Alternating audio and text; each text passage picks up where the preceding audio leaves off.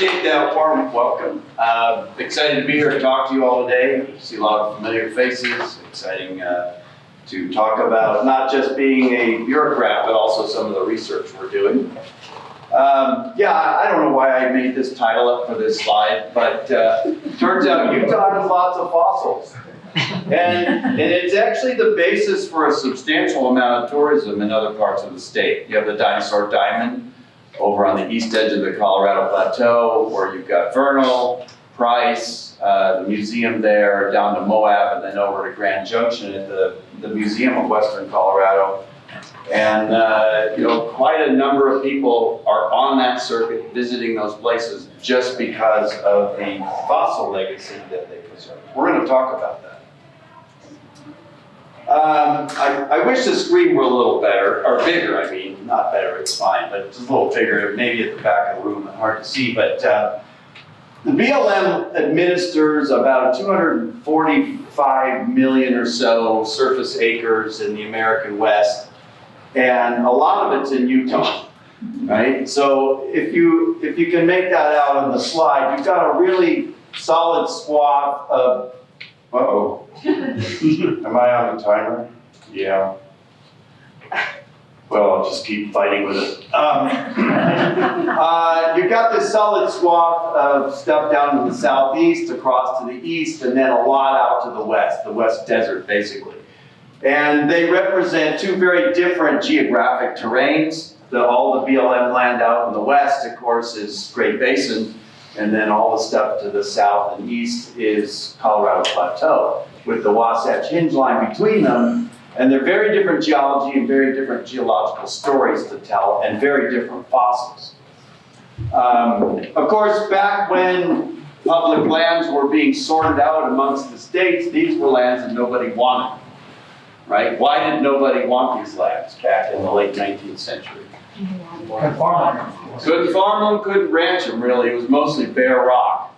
So, you know, the federal government ended up inheriting these as a default because nobody wanted them. Now it's a different story. So the BLM manages all these 245 million acres, and of course there's lots of fossils. And just speaking about Utah in particular, an incredible fossil record that's probably one of the most amazing in one spot on the entire planet. From the Proterozoic all the way up to the modern time, you know, just about every geological period is represented with good fossil faunas, marine and terrestrial.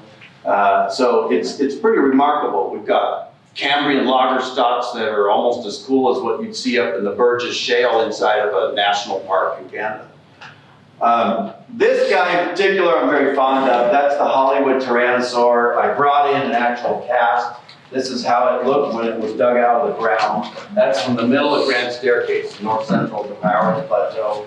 So we've got really cool fossils right here in our own backyard. Well, what authority does BLM have to manage these fossils? First and foremost, there's law. The Paleontological Resources Preservation Act of 2009, it was part of an omnibus signed by President Obama, and it basically became the fossil equivalent of ARPA, but a little less stringent. There was a little bit of influence of the mineral and fossil collecting societies on the outcome of the bill, and so it's not quite as rigorous as something like ARPA, where there's mandatory consultation and whatnot, but it does definitely give the federal government teeth to enforce laws protecting rare fossils. And by definition, all vertebrate fossils are rare.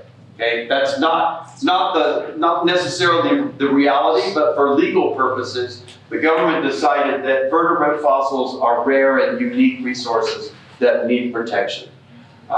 If we're talking about things without backbones, like clams and worm trails and leaves, it was decided that those were not necessarily requiring protection, legal protection, and that it could be legal for people to pick those up on federal lands. So if you're in a non-special designation area, everything besides, you know, dinosaurs and fish and anything with a backbone is actually legal to collect for personal purposes. So you can pick these things up for non-commercial purposes. And I want to raise a question with this room. So you have a client out, it's not in Grand Staircase, you're on the Canal Field office, you run across an ammonite fossil, and say you happen to be up on the Glendale Bench, Tropic Shale, or kicking around, you find an ammonite fossil, really cool, client like to take that home. Is that commercial collecting? The government's actually struggling with this question. Because that was not the intent of the tour necessarily. It was not advertised, it was incidental. And so I'd say right now you're probably okay having a client pick something up and take it out, as a souvenir. If you advertise collecting as a goal of the trip, that's illegal. That's a commercial purpose for the fossil collection. So I just wanted to clear that up. And then vertebrate fossils themselves are entirely protected, with the single exception of conodonts. Anybody know what a conodont is? Wayne does, and good to see you, by the way. So conodonts are the teeth out of these little proto-vertebrates. So, and there technically would be a vertebrate fossil, but they occur by the billions in every rock layer on the planet, especially the Paleozoic and Triassic. They go extinct in the Triassic. But they're microscopic, and so the federal government went ahead and decided we could accept conodonts from FERPA, and they are legal to collect. Okay, you also have proclamations involved with local fossil management, right? If, like for instance, the proclamation in Grand Staircase closes areas to collecting and supersedes other normal policy and regulations. So you can have proclamations actually create management frameworks for fossils.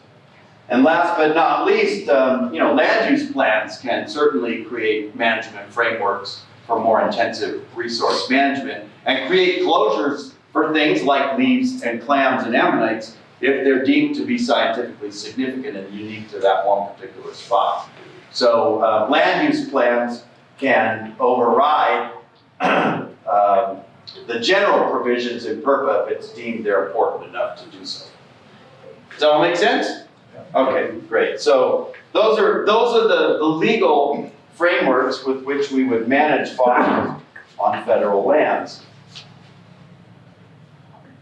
And our program consists of several spokes. So this is not talking about the nuts and bolts of how the feds manage fossils. It's on a timer. So we have inventory as the backbone of everything we do. We need to know what's out there. And then piggybacking on that, if we find something that's exceptional, we can either collect it, mitigate it, or do research on it. And that involves permitting. Oops, I knew that would happen. And so you have the permitting function over there under research and mitigation. And then depending on the outcome of our inventories and our research, we can communicate those results to the public through research, outreach, and education. And then you have sites that are cataloged for your inventories. If they're significant, they need monitoring. So that's another important part of what the BLM does. And then if there's a degradation noticed through monitoring, you can kick in preservation or stabilization. The BLM really doesn't do that very often with paleontological resources. That's more of a cultural thing, but it is an option. There was for instance, a petrified log up on the Tibbet Bench just above Cottonwood that was a natural bridge. And we thought of it, it fell. By natural erosion it collapsed, and we thought, should we go back and restore that? It was kind of cool. And in the end, we decided that nobody knew about it, so we just leave it as it was. So, but those are like if somebody vandalizes a track site, like out at Moccasin, you saw yesterday, there was some vandalism out there, stabilization, restoration, those things, that would fall under HF. So that's all the bureaucracy. That's what guides what I do on a day-to-day basis. I don't really want to flog that horse too much more because it's not that interesting. What I do want to talk about and what I am excited about is Utah's fossil record and giving you guys a primer on what's out there and maybe some ideas to communicate to your clients. So Utah, basically every rock layer represented in this complete time scale is represented in Utah, whether it's out in the West Desert or over in the South and East, it's all there at one place or another. Now, the lower part here, the Paleozoic and Precambrian, that's mostly exposed out in the west part of the state. We'll get to that. Oh, again, the timer's killing me. And then the Triassic, Jurassic, and Cretaceous, the Mesozoic, the Age of Dinosaurs, also the name of a killer classic rock cover band. They occur largely in the south and eastern part of the states. And then the Cenozoic is largely confined to the northeastern part of the state. The really good record in the Cenozoic. And this is a geologic map of Utah showing where all those regions are. So just toggling back and forth, most of this stuff down here, the really old Paleozoic rocks, are actually out in the West Desert, out in the Great Basin. And that's because of the tectonic forces having torn that region apart, pushed it up, and not allowed Mesozoic age rocks to accumulate there or strip them off subsequently. Now, you notice lots and lots of green here, right? Those are Mesozoic age rocks. There is a big Paleozoic outcrop here and in the core of the San Rafael, core of the Circle Cliffs, Buckskin. But for the most part, this region is dominated by rocks that date to the age of dinosaurs. And then all that younger stuff, the Uinta Basin up here, preserves all that younger stuff that postdates the extinction of the non-avian dinosaurs that I have very little interest in. So where are we? We're right there, right? And so when you look at the totality of Grand Staircase and then at the other 500,000 acres of the Kanab Field Office, really is a great place to showcase the age of dinosaurs just because of the nature of the rocks that happen to be here. These are old versions. I don't want to violate any copyright, so I use very old versions. So this is why you don't find many terrestrial fossils from the Paleozoic in Utah. This is the Mississippian. Of course, it was different, but 340 million years ago, what's going on with Utah? It's entirely under the ocean. And these oceans are coming in from the west. All right, so that's going to change. There we go again. So the whole state's almost underwater. Now that will change. But at the end of the Paleozoic, there was a catastrophic extinction triggered by the largest volcanic eruption in the planet's history. It occurred over in eastern Russia. So we don't see any direct effects of the eruption, no ash beds or lava here, but we certainly see the effects on life as it's recorded as fossils in the rock layers around here. And so you have this massive extinction, 93% of all living species died, and life basically had to reinvent itself in the wake of this, and that is where the Mesozoic was born, in the aftermath of that huge tragedy. And by the early Triassic, in the aftermath of that extinction, the geography is changing as well. So we still have the oceans in the early Triassic coming in from the west, and so we get little marine units within the Moenkopi shales, limestones with snails and clams and occasional ammonites in them. But for the most part, that's going to go away. Right? This is the last time in the early Triassic that oceans will come into Utah from the west. And in the succeeding late Triassic, that's it. By the late Triassic, the oceans never come into Utah from the west again. And we're either entirely terrestrial or we have these arms of seaways penetrating from the east south, or north. And the reason for that is we're starting to build mountains to rim the western US as a result of plate collisions, North America with the Pacific plates. So we're building a mountain range off to the west, and that's preventing that sea wave from coming in. All right, so this is now fast forwarding to the early Jurassic. Things dry out. We're still in the, essentially the death throes of the giant supercontinent Pangaea, which we talked about yesterday. This represents the early Jurassic erg of the Navajo, Nugget, not Wingate, Navajo sandstone. And you can see the sea's now off in Nevada.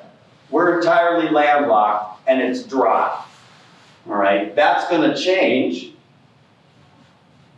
But even though I really don't have that much interest in this time period paleontologically, because fossils are so hard to come by other than tracks, it's where we get all our beautiful scenery. So all those Triassic and Jurassic red rocks accumulating in these deserts and semi-arid environments of the early Mesozoic here in southern Utah give us spectacular scenery. So you guys really need to be thankful for the Jurassic. Yeah, let's hear it for them.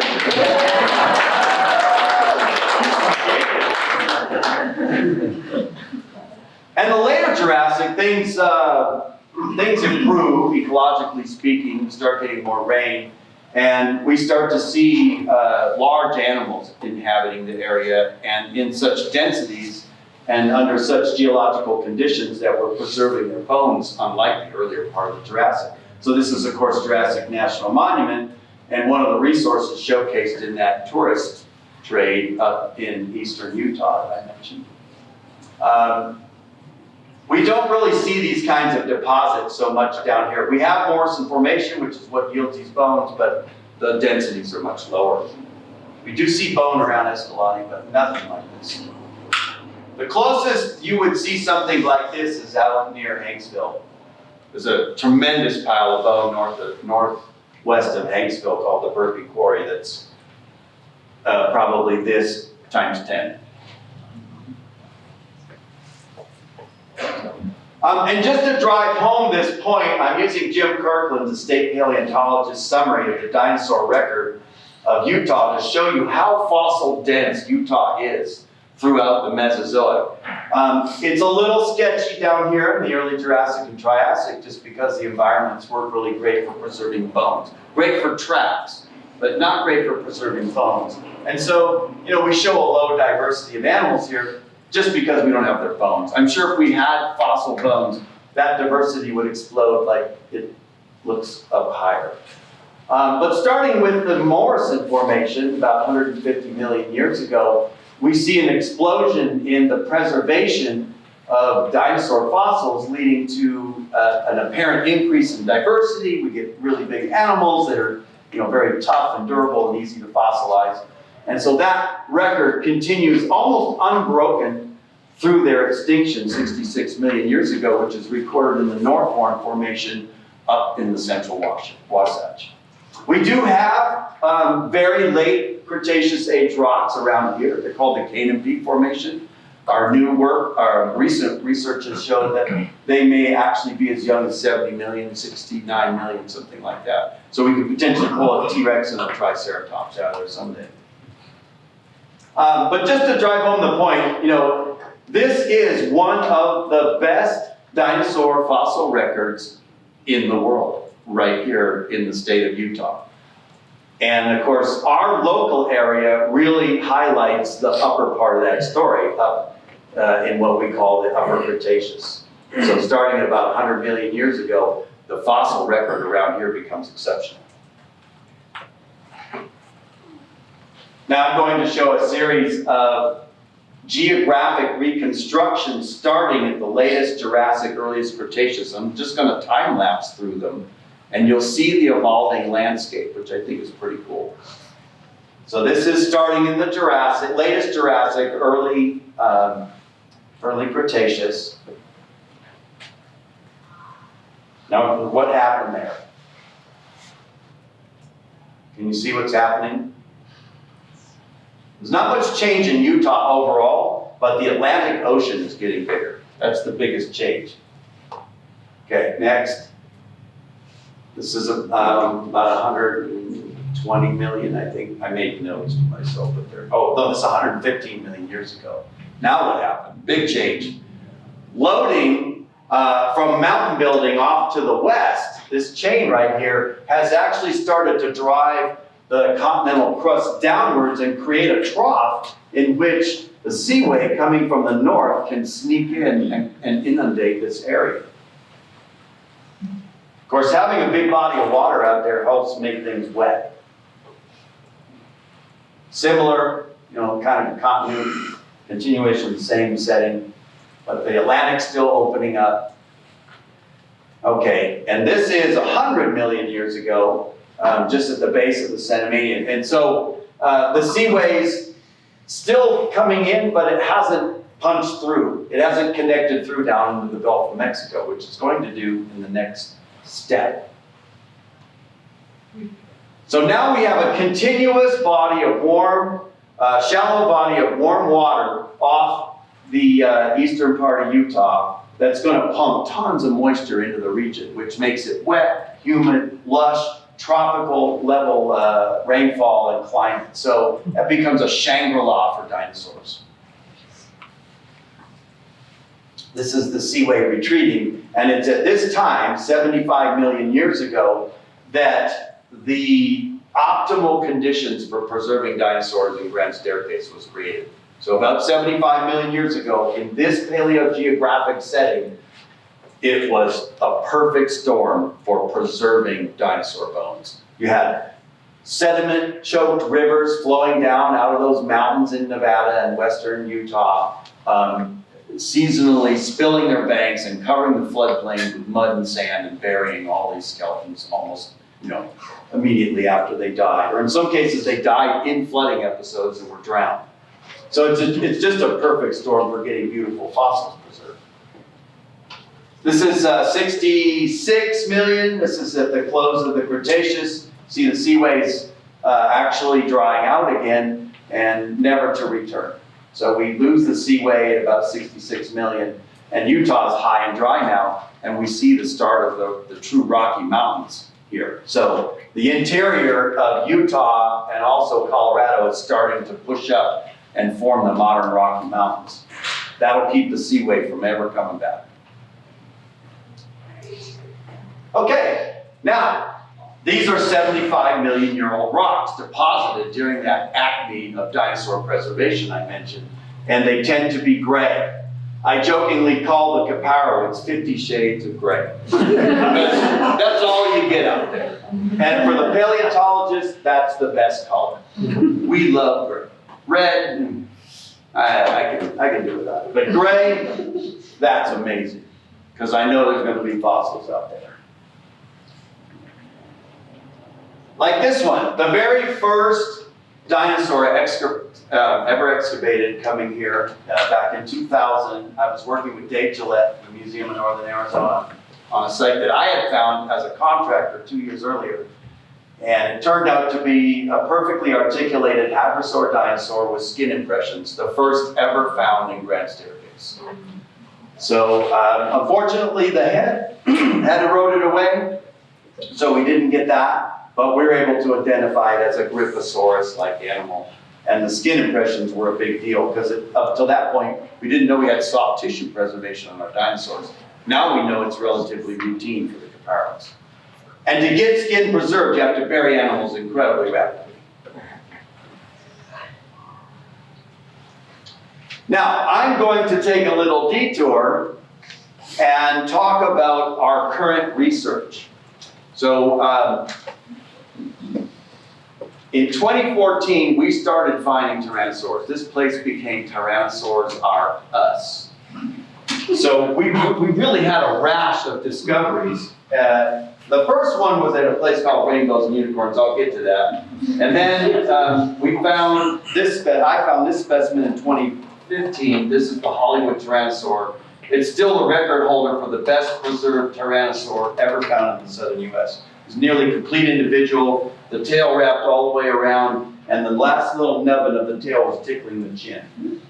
Almost like it curled up and went to sleep. Not quite that good, but pretty amazing. Okay, stop.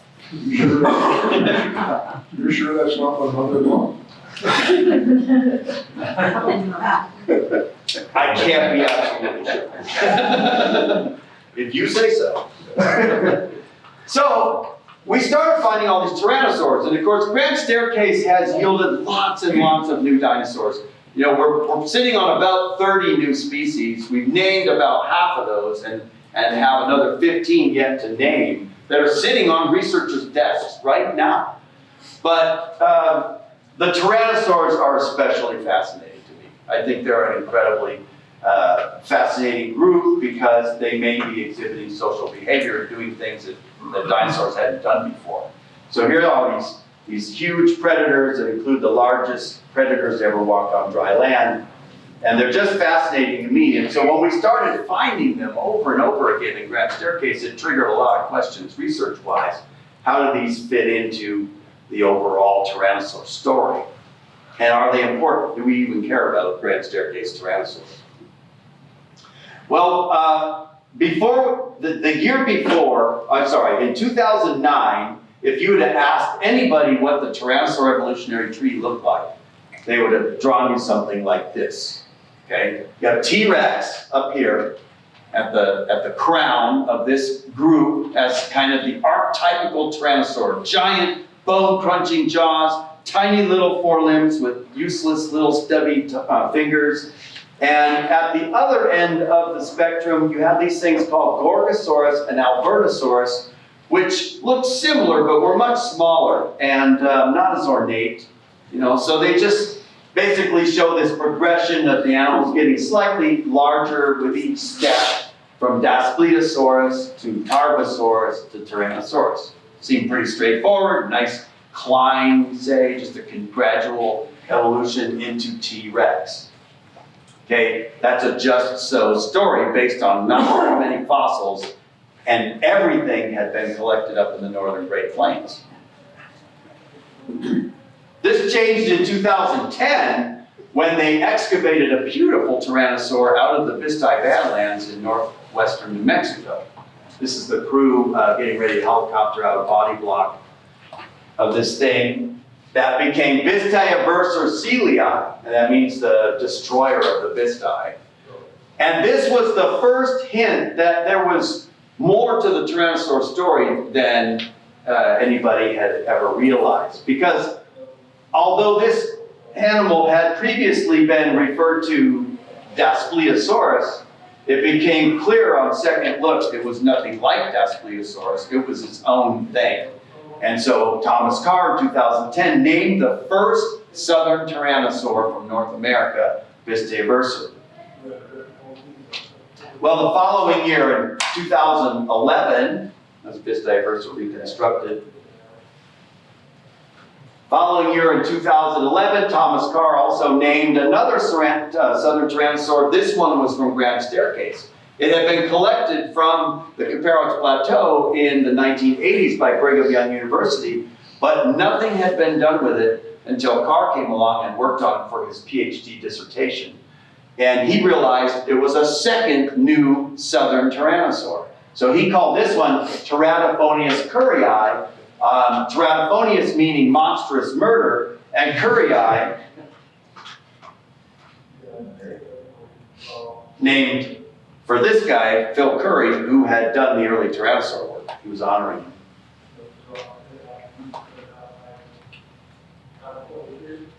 Okay, then in 2013, a third southern tyrannosaur called Lythronax was named, and it was thought that this was really close to T-Rex at the time, and that this proved that T-Rex evolved in the south rather than the north, like had been previously hypothesized. So this became very controversial.